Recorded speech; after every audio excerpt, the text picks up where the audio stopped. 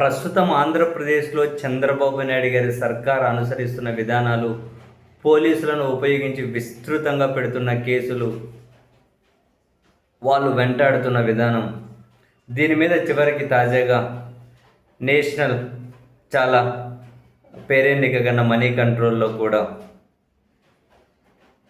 ఒక ప్రత్యేక కథనం వచ్చింది.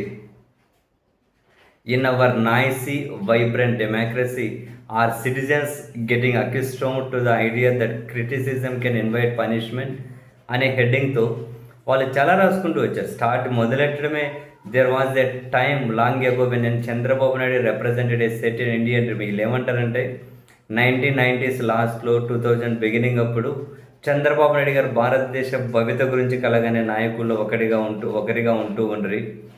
చాలా అంశాల మీద అప్పుడు ఆయన దేశ దృష్టిని ఆకర్షిస్తూ ఉండే అని చెబుతూ, కానీ ఇప్పుడు ఆఫ్టర్ రిటర్నింగ్ టు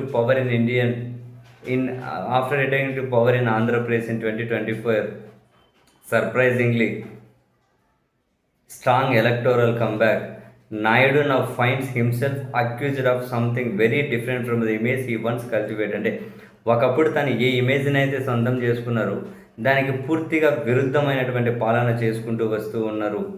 ప్రశ్నను కానీ విమర్శను కానీ భరించలేకుండా అందరికీ జైలే సమాధానము అని చెప్పి చంద్రబాబు నాయుడు గారి విధానం చాలా ప్రమాదకరం అని చెప్పి రాసుకుంటూ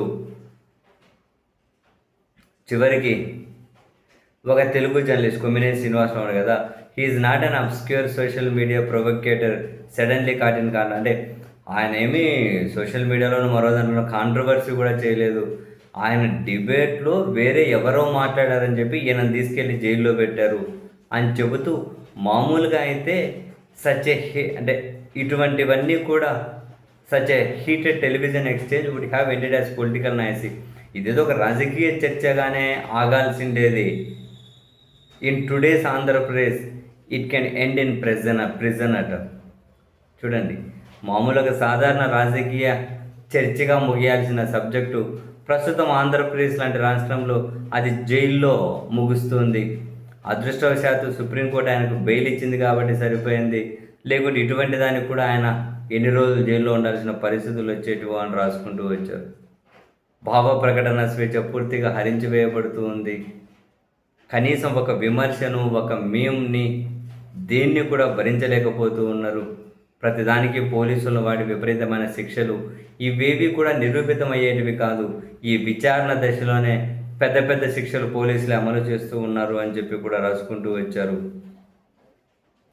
యూట్యూబర్స్ నుంచి, జర్నలిస్టుల నుంచి, యాక్టివిస్టుల నుంచి హెరాస్మెంట్ అనేది కంటిన్యూ అవుతుంది అని చెప్పి, ఇప్పుడు ఒక దేశం ఆంధ్రప్రదేశ్లోనే కాకుండా దేశవ్యాప్తంగా కూడా ఇలాంటి పరిస్థితులు ఉన్న ఆంధ్రప్రదేశ్లో మాత్రం ఇవి మరింత ఎక్కువగా ఉన్నాయి అని చెప్పి రాసుకుంటూ వచ్చారు.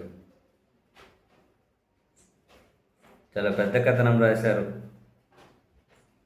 ప్రజాస్వామ్యానికి ఇవన్నీ చాలా ప్రమాదకరం, ప్రజాస్వామ్యానికి తీవ్ర నష్టం చేస్తాయి. పౌరుల స్వేచ్ఛ, భావ ప్రకటన హెచ్చకివి, భావ ప్రకటన హక్కుకు ఇవి ఒక గొడ్డలి పెట్టి అయిపోతాయి. గొడ్డలి అంటే చాలా దారుణంగా రాసుకుంటూ, అంటే చాలా ఏమంటారు దారుణంగా ఉంది ఆంధ్రప్రదేశ్లో అని చెప్పి రాసుకుంటూ